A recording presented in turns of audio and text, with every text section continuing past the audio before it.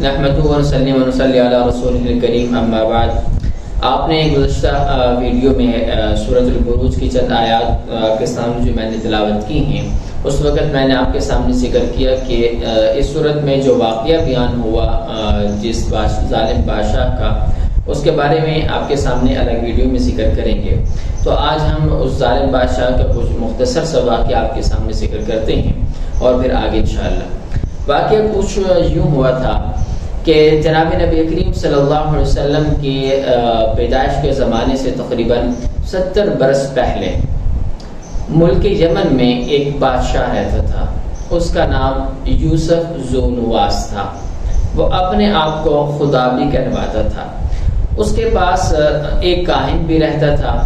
ایک مرتبہ ایسے ہوا کہ اس کے کاہن نے کہا کہ آپ مجھے کوئی ایسا لڑکا ہوشیار دے دو تاکہ میں اپنا علم اس کو سکھا دوں، ہو سکتا ہے کہ میری موت آ جائے، میں مر جاؤں۔ تو اس نے بادشاہ کے سامنے ذکر کیا تو ایک لڑکا اس کے حوالے کیا گیا کہ آپ اس کو اپنا جو علم ہے وہ سکھا دیں۔ کاہن کس کو بولتے ہیں؟ کاہن یہ جھوٹی خبریں شیاطین کے ذریعے کے پاس آتی ہیں، کہتے ہیں کہ ہم آسمان سے خبر لے کر آتے ہیں، بہرحال اس طرح کے ایک علم ہوتا ہے۔ اور پھر یوں ہوا کہ ایک لڑکا اس کو دیا گیا کاہن کو کہ جو اس کو اپنا علم سکھا رہا تھا۔ تو ایک جو لڑکا اس کو دیا گیا اس کا نام تھا عبداللہ بن تامر۔ جب وہ کاہن کے پاس علم سیکھنے کے لیے جاتا تو ایسا ہوا ایک بار کہ راستے میں اسے ایک راہب ملا، اور اس جو دین عیسوی پر قائم تھا اس وقت دین عیسوی ہی برحق تھا۔ تو اس کے پاس بیٹھنے لگ گیا، راستے میں جاتا اس کے پاس پہلے بیٹھتا کاہن کے پاس جانے سے پہلے، اور پھر اس کو راہب اچھی باتیں سکھلاتا، باتیں بتاتا۔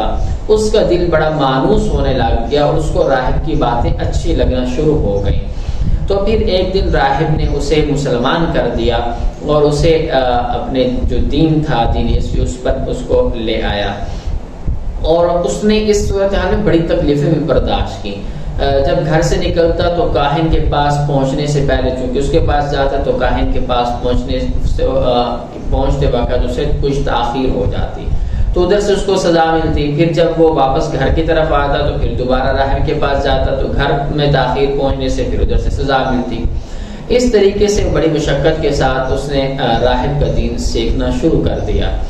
ایک مرتبہ ایسا ہوا کہ وہ گھر واپس آ رہا تھا تو اس راستے میں ایک دیکھا کہ بڑا سا جانور ہے۔ اب اس میں مختلف کچھ لوگ کہتے ہیں کہ شیر ہے، کچھ روایات میں ہے کہ بڑا اژدہا تھا۔ بہرحال ایک جانور تھا کہ ایسا ہوا کہ راستہ سارے لوگ جمع ہے، راستہ بند ہے، تو وہ آیا، اس نے دیکھا، اس کے ذہن میں ایک بات سوچی، اس نے کہا کہ آج دن ہے، موقع ہے امتحان لینے کا۔ کس چیز کا امتحان لینے کا؟ کہ آج ہم دیکھتا ہوں کہ راہب کا دین سچا ہے یا اس کاہن کا۔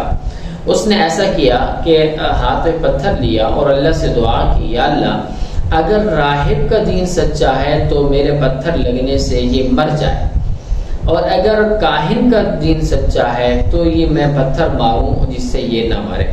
تو ایسا ہوا کہ اس نے اللہ سے دعا کر کے پتھر مارا اور پتھر سے وہ مر گیا۔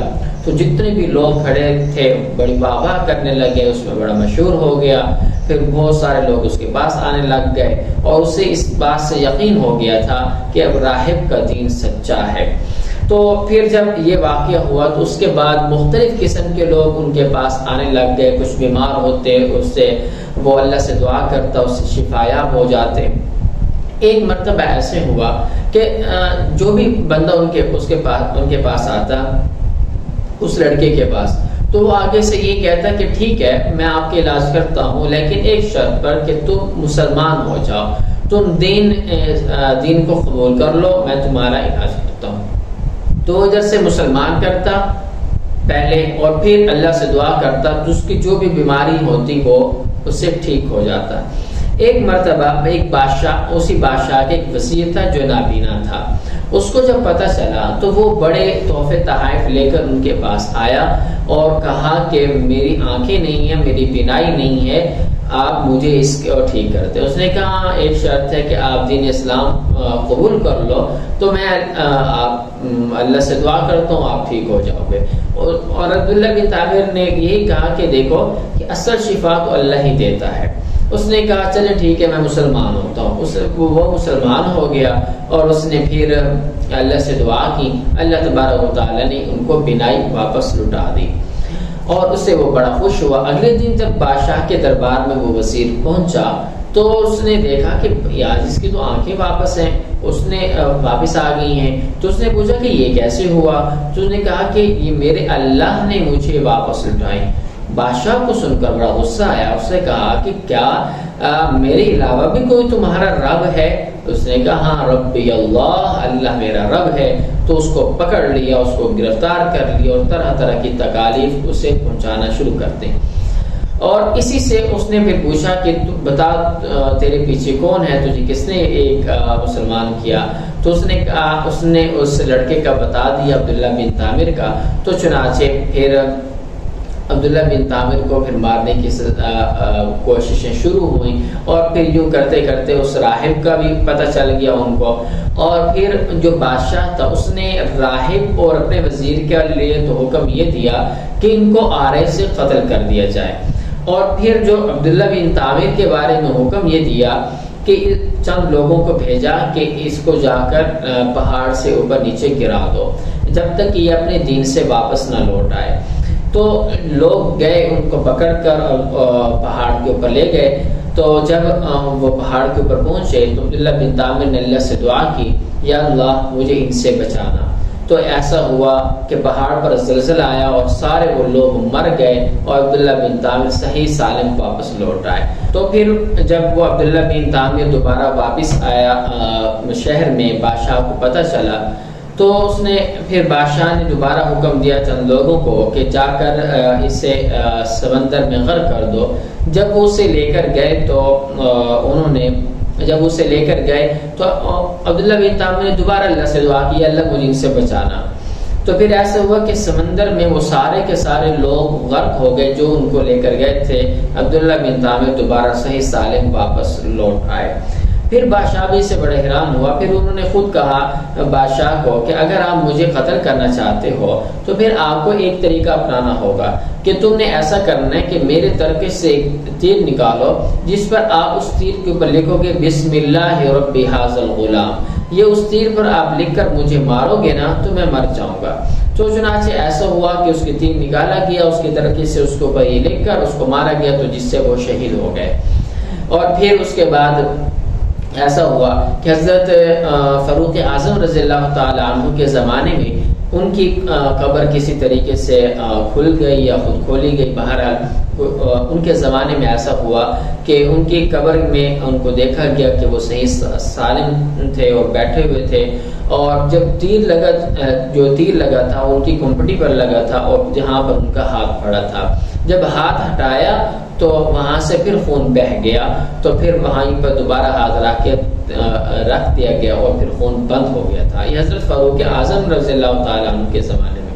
اور ان کے ہاتھ کی انگلی میں بھی ایک انگوٹھی تھی جس پر یہ لکھا ہوا تھا اللہ ربی. ان کی انگوٹھی پر یہ لکھا ہوا تھا. اور جب ملک یمن کے جس وقت کے جو گورنر تھے انہوں نے حضرت فاروق اعظم رضی اللہ تعالی عنہ کو یہ بتایا کہ ایسے وہ قبر کھلی ہے, تو پھر حضرت فاروق اعظم رضی اللہ تعالیٰ عنہ نے ان کو دوبارہ وہی حکم دیا کہ جیسا ہی ان کی پہلے قبر تھی آپ ان کو دوبارہ اسی طرح انہی حالت پر رکھ دو. اب دیکھیں کہ یہ ایک وہ واقعہ تھا. اب اس کے بعد نواس جو بادشاہ تھا, ہاں ایک اور چیز کہ جب اس میں جو انجام ہوا ان لوگوں کا وہ کیا ہوا تھا یہ اگلی ویڈیو میں دیکھیں گے. لیکن ایک بات آپ یاد رکھیں کہ جب اس کو ایک جو انقلاب برپا ہوا تھا وہ انقلاب کیسے اور کہاں پہ برپا ہوا تھا. وہ انقلاب یہ ہوا کہ جب عبداللہ بن عامر کو شہید کیا گیا تو جتنا بھی مجمع تھا, جتنے بھی لوگ تھے دیکھنے والے تھے, انہوں نے یک زبان ہو کر کلمہ شہادت پڑھا اور اعلان نعرہ تکبیر بلند کیا اور سارے کے سارے مسلمان ہو گئے. اور پھر اس سے جو بادشاہ نواس تھا وہ بڑا حیران ہوا تھا اور اس نے ایسا کیا کہ اپنے وزیروں سے مشورہ کیا کہ ان کا کیا حل نکالا جائے، اور پھر مشورہ یہ ہوا کہ بڑی بڑی خندقیں کھدوا کر ان میں ان سارے جو بھی لوگ مسلمان ہوئے ان کو ڈال کر آگ لگا دی جائے۔ تو ایسا ہی کیا کہ بڑے بڑے خندقیں کھولی گئیں، اور جتنے بھی مسلمان ہوئے تھے بے حق زبان ہو کر جنہوں نے کلمہ شہادت پڑھا تھا، ان سب لوگوں کو شہید کر دیا گیا اور پکڑ کر آگ میں ڈالا گیا۔ اس میں ایک یہ بھی ہوا تھا کہ ایک عورت تھی، اس کے ہاتھ میں چھوٹا سا بچہ تھا، وہ ذرا اپنے بچے کی شفقت کی وجہ سے تھوڑی سی جھجک گئی، تو جیسی جھجکی نا تو اس کے بچے کی زبان سے یہ نکلا کہ کیوں جھجکی ہو، آپ حق پر ہیں۔ تو پھر وہ بھی آگ میں کود گئے۔ اس میں مختلف روایات میں کہ جو لوگ جذبہ ایمانی سے، شوق شہادت سے خود بھی آگ میں کود پڑے، اور پھر اس طریقے سے تعداد ان کی مختلف آتی ہے۔ بعض روایت میں آتا ہے کہ 70,000 کے لوگ تھے جن کو آگ میں ڈالا گیا، بعض میں 12,000، مختلف روایات ہیں۔ تو کہنے کا مقصد یہ ہے کہ اس طریقے سے مسلمانوں پر اس نے ظلم و ستم کیا، اس بادشاہ ذونواس نے، اور یہ عبداللہ بن تامر کی موت سے انقلاب واقع ہوا تھا۔ اور اس کے بعد یہ جو بادشاہ تھا ذونواس، اس کے ساتھ کیا حالت ہوئی، انشاءاللہ اگلی ویڈیو میں اس کے بارے میں آپ کے سامنے مزید اس کو ڈسکس کریں گے۔ اسی کے ساتھ مجھے اجازت دیجیے، اور اب ہمیں سپورٹ کرتے رہیں۔ بہت شکریہ۔ انشاءاللہ نیکسٹ ویڈیو میں آپ سے ایک بار پھر ملاقات ہوگی۔ السلام علیکم ورحمۃ اللہ وبرکاتہ۔